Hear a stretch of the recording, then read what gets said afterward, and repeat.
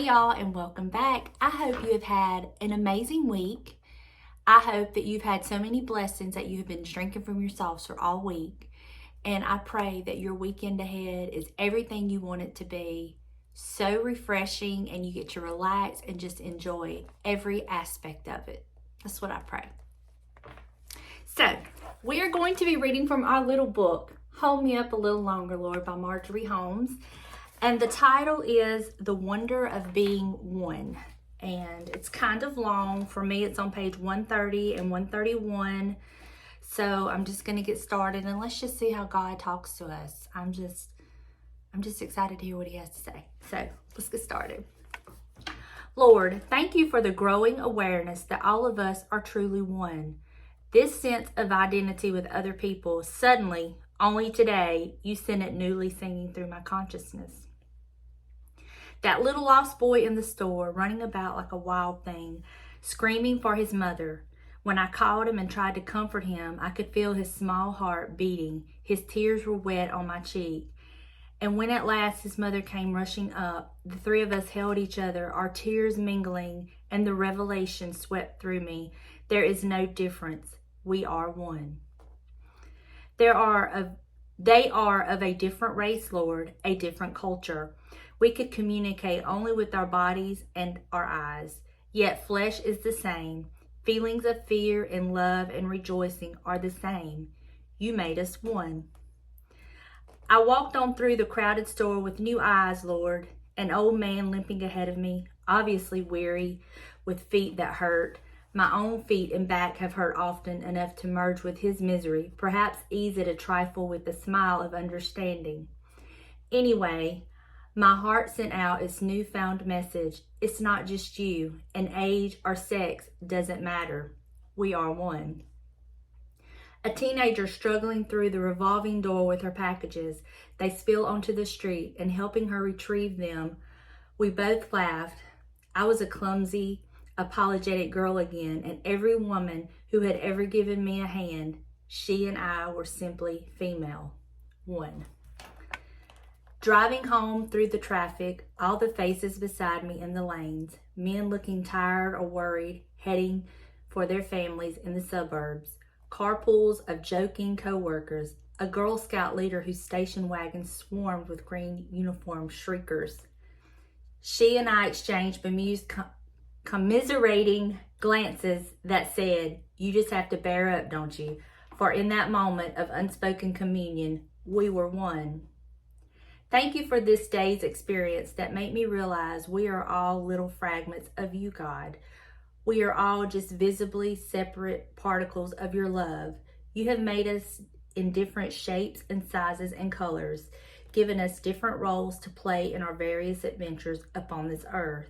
Yet flowing through us all is the self-same current of life and human emotion that merges us one with another and with you. Knowing this, how can we hurt each other or try to subtract from each other? God, help us always to give to each other so that we grow in the wonder of being one. Wow.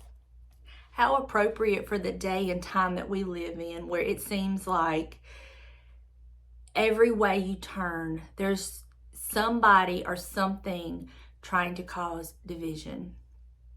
It's so sad because at the end of the day, if we could ever just sit down and talk to each other one-on-one, that does not mean you have to agree with everything that other person says or does.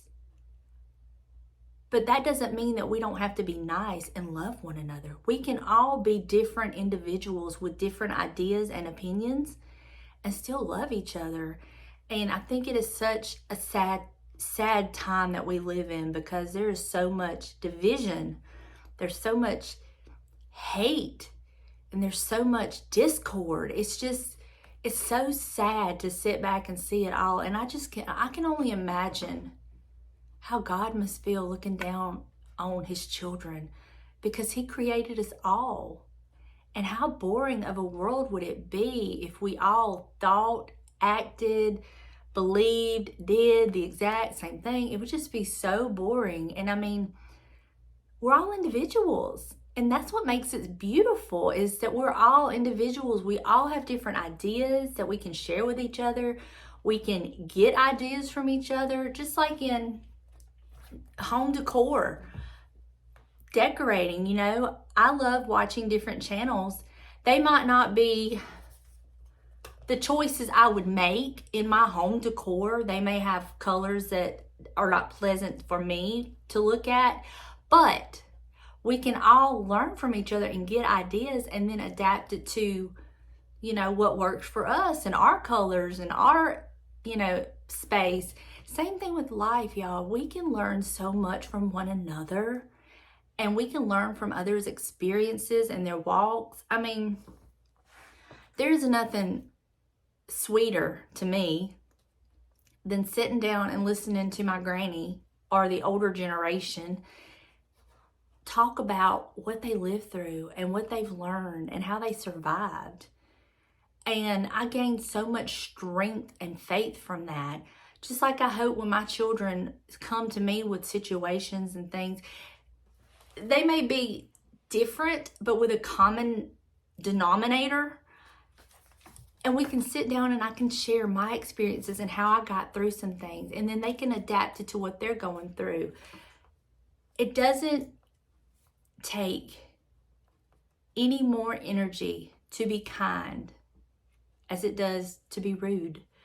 And I promise you, when you are kind and you step back and you listen to the other person and maybe why they did what they did, why they went about it the way they did. And I'm not just talking about life situations, but, you know, watching some of these videos, and I'm going to use decorating because that's just what I love. And I watch some of these home decor channels, and they're decorating something and they tell you their thought process and why they did it and, you know, how they come to this. And it's like, oh, okay. Then you can kind of start to understand them and it makes sense. Same thing in life with each other.